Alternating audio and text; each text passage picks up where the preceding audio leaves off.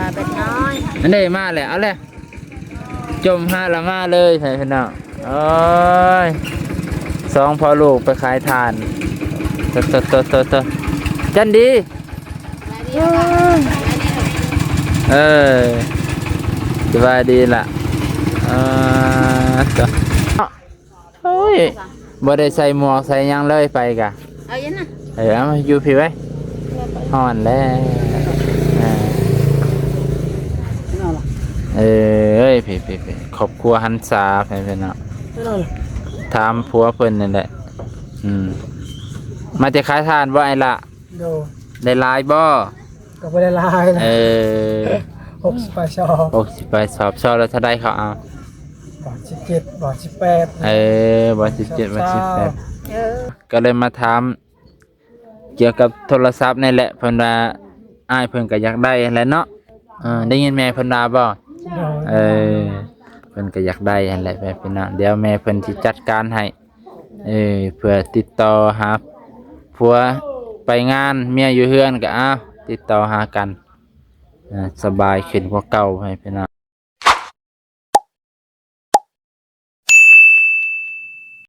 ทักทายสบายดีพี่น้องตอนถึงเที่ยงแม่นี่ก็ตัดภาพมาอยู่บ้านน้องนกให้พี่น้องมาอัปเดตชีวิตของน้องนกแม่ท้องแก่เนาะกะหลายมือบ่ได้มาพี่น้องก็เลยมาเยี่ยมยามถามข่าวเพิ่นการเป็นอยู่เป็นจังไดสบายดีเลยสบายดีไอ้ลาเพิ่นไปใส่น้อขายทานโอ้ไอ้ลาเพิ่นไปขายทานพี่น้องจักสอบหลายบ่60ป้าต60สอบไปขายอยู่ไสน่ะปิงกอกโอ้ขี่รถไถไปนี่ขี่ค่อยๆไปก็ได้อยู่ดอกเนาะขี่ค่อยไปหอดเกียงกอกก็ได้อยู่ดอกสอบละ18บ่บ่ฮอดแล้วบ่เผื่อ16 15ก็แล้วแต่หลายเนาะช่วงนี้แม่หลายยามนี่ทานหลาย16 15ไปเนาะยามฝนตกมีไฟแดงขึ้นอีกยามฝนตกขึ้นฮอด20กว่าเพิ่นได้ไปเนาะยามนี้ธรรมดาหลายคนก็เฮ็ดตัวบ่ได้มาหลายมื้ออากาศเริ่มร้อนแล้วเนาะจันดีได้สั่นจันดีก็ไปนำพ่อโอ้จันดีก็ไปนำพ่อเพิ่นนี่ติดพ่อเนาะบ่มีหมู่เด้บ่มีผู้ใดไปนะบ่มีหมู่แสดงว่าพ่อหันไปกัน2คน2 คนกับลูก2 คนกับลูกนะจะแม่นดีเพิ่นไปขายทานไปพี่น้องไปกับลูก2 คนไกลเติบเด้อขี่รถไถไปแต่4 โมงเช้าไปแต่4 โมงเช้า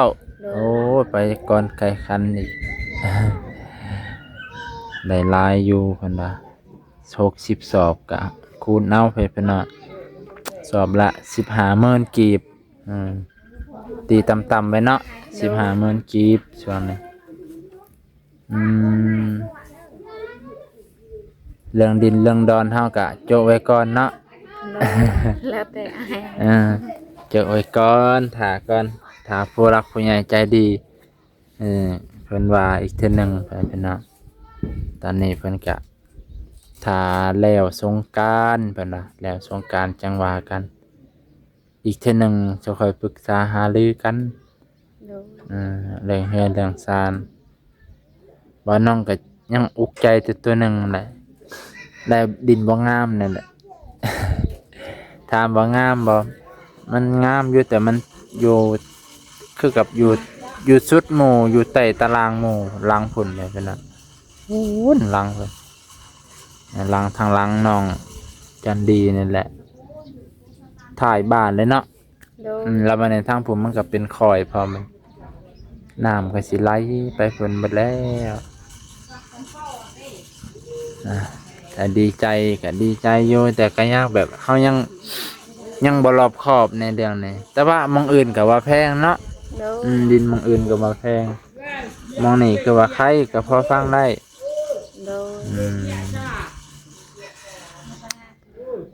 นะ เพิ่นคือว่าเพิ่นถามอยู่ว่าแม่เพิ่นถามอยู่บ่คือว่าอันไอ้หลาเพิ่นก็อยากได้อยู่บ่โทรศัพท์เพิ่นน่ะ โดยเพิ่นก็เสร็จมาบอกลูกเด้ เอา เพิ่นว่าไปใส่ก็สำบายติดต่อผัวเพิ่นว่าแม่สิซื้อให้ อืมอืม แล้วค่อยก็ตอบเพิ่นเพราะว่าโดยแล้วแต่ใจแม่หั่นแหละแม่ เอ ก็ อ ยังดีใจค่ะว่า เอาไว้ติดต่อหากันเนาะ โดย พัวไปอยู่พุ่นรถตีนรถหัวบ่น้ำมันเบิดบ่พอสิได้โทรหาทางนี้ โดย เนี่ยก็ดีคือกันเพิ่นก็เป็นห่วงเป็นใยเงินแล้วเพิ่นสิให้บ่น้องเป็นสะพานบุญให้แหละ แต่ว่าเพิ่นยังว่าถาก่อน โดย มันยังช่วงนี้ยังโอนเงินบ่ได้อีกประมาณอาทิตย์หนึ่งประมาณนั่นแหละเพิ่นว่า โดย เพิ่นก็อยากเพิ่นก็ว่าให้คอยซื้อก่อนแล้วเอาเงินคอยซื้อก่อนข่อยก็บ่มีคือกัน ข่อยก็เบิดว่านนี้ก็ไปสวรรค์ครับเลาะแนวเลาะไต้โดย ก็เลยเบิดแน่ช่วงนี้ว่าเป็นหยังถาเนาะ โดยบ่เป็นหยังจับนี้ก็หาได้เนาะ ถาใดดอกอากาศเนี่ยนี่ร้อนในกลางคืนนี่ร้อนอยู่บ่สังกะสีนี่เอ้าอยู่บ่ ละอาย ป้าสินอนกันได้จังได๋เปิดตัวนี้ออกบ่เปิดผ้าดำออก บ่ได้เปิดเลยข่อยอยาก บ่ โดย เออกลางคืนนี่ก็ปิด คืนก็ปิดแล้วยา ไปพี่น้องพุ่นซ้ำกับเตาอบพุ่นแล้วย่านจะได้ผัวกันนอนนำอยู่ ลูกผัวนอนก็ยานั่นเลย เออ สิคุมึงเอาบ่ เนาะเฮาก็เป็นเฮามีลูกน้อยเนาะ สิ่งสิตาเฮาบ่เห็น สิ่งที่แนมบ่เห็นก็บ่อยากลบหลู่เนาะ โดย เฮาก็มีลูกน้อยพร้อมก็ย่านคือกันถือแล้วโซลาร์เซลล์นี่ก็หุ่งอยู่บ่แจ้งอยู่บ่แจ้งคักอยู่บ่ เจ๊งแต่ 3 โมงก็ดับ 3 โมงเช้าโห โดย มันได้ซำนั้นแหละ ดีเลยมันฮอด3 โมงเช้า โดยจำนั้นหั่นแหละ เพราะว่าเขาตั้ง8 นาทีบ่จักมันค่อยลงบ่ โดย คอยลง มันค่อยลงไปเป็นเนาะโซลาร์เซลล์เพราะว่าแบตมันก็บ่ได้หลายปานใดเนาะ ว่าเป็นน้อย อันนี้มาแล้วเอาเลยจมหาละมาเลยไปเป็นเนาะโอ้ย2พ่อลูกไปขายทานตจันดี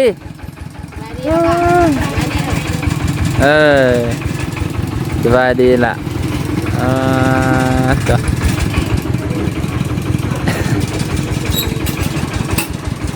ซื้อน้ำมันมาพร้อมเว้ยโอ้ยเห็นลูกสาวเพิ่นนี่ได้ใจพ่อแม่เลยไปนำเบิด เอาคนว่าสิเปลงรถยานเงินบ่พอ รถตัวใด เอารถพ่อเท่านี่ลีนออกเฮาได้เฮาคนใหม่นี่ดิเอาคนใหม่ออกนี่ โอ้คน แล้วมันก็ออกหรือว่าเป็นช่วงเป็นอันนั้น โอ้ช่วงมันหัวเนาะช่วงมันซึม โดย จะขอแปลงเท่าไร จักอันนั้นแหละบ่ได้เปลงคันทานเป็นรอยนี่ได้เปลงอยู่ โอ้ อันนี้ทานบ่ฮอดเรา มันคนหนักเลยเนาะมันเบือนลายเตอเทว่างานหนักมาแต่ขายทานบ่สบายดีไอ้ลาเป็นไม่บ่น้องจันดีมาแต่ในเมืองบ่บ่ฮ้อนเนาะโอ้ยบ่ได้ใส่หมวกใส่หยังเลยไปกะ เอาอย่างนั้น เอามาอยู่พี่ไว้ฮ้อนแล้วพี่ครอบครัวหันษาไปเนาะถามผัวเพิ่นนั่นแหละมาจะขายทานบ่ไอ้ละ โด ได้หลายบ่ ก็ไม่ได้ลายนะ60ไปชอบ 60ไปสอบแล้วถ้าได้เขาเอา บาท17บาท18บ่17บ่18 เออ ก็ไม่ได้ลาย แล้วแต่มองมันเนาะ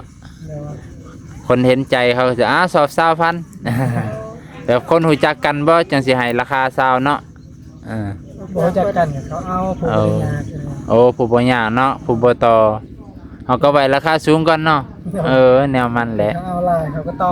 ลงอีก เฮาก็ลดให้อยู่เนาะคันเอาหลายก็ดี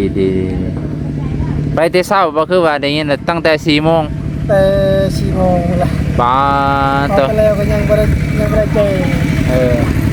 อันนี้11 โมงเพี่น้องโอ้เกือบ5-6 ชั่วโมง7 ชั่วโมงแล้วนี่บุญอันจันดีก็ไปน้ำพอเนาะโอ้ เวลาเฮาเลาะ โอ้ เวลาทานมันสิอังมันลายเลย อันนี้ก็บุญและได้สอบ18 17 เนาะ โดย ตอน สอบ สุด กระสอบ17หันชาวชอบ โอ้ กระสอบ20หันได้บ่10ไปชอบ11ชอบ โอ้คันเอาลายเฮาก็รุดบ่หรือจังซี่บ่ นะ ก็ขึ้นกับคนต่อเนาะ เดี๋ยว บางคนเขาก็ต่อบางคนเขาก็บ่ต่อน่ะต่อคือได้ยินข่าวว่ารถพ่อเฒ่าเป็นหยังก็ โอ้ยไม่ว่าช่วงมันขาดมันก็ย่อยอีก โอ้สวงมันขาด เดี๋ยว ปลาคันแป้งเท่าใดไปแป้งเลย ไปอะคือว่ามันยังย่อย มัน มีบนย่อย แป้งเท่าใดนะ ชาวพันธุ์บ่ให้ใส่ช่วงเว้ยเอาแบบเฮาว่าสิเปงมื้อนั้นเฮาอัดไว้ทออากาศถ้าว่าหมดเวรพัดชางมึงมันก็นี่ว่าโอ้บ่เป็นหยังเจ้าอัดไว้ลมมันนี่ โอ้